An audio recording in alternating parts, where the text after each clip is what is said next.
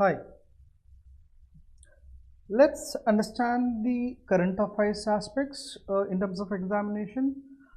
First of all, I need to make a clarification here. The first one is general knowledge and current affairs.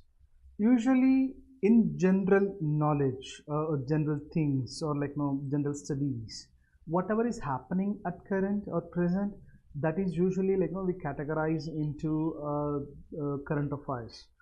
So general knowledge is what you have been learning in different aspects like science and technology, sociology, even in political science, economics.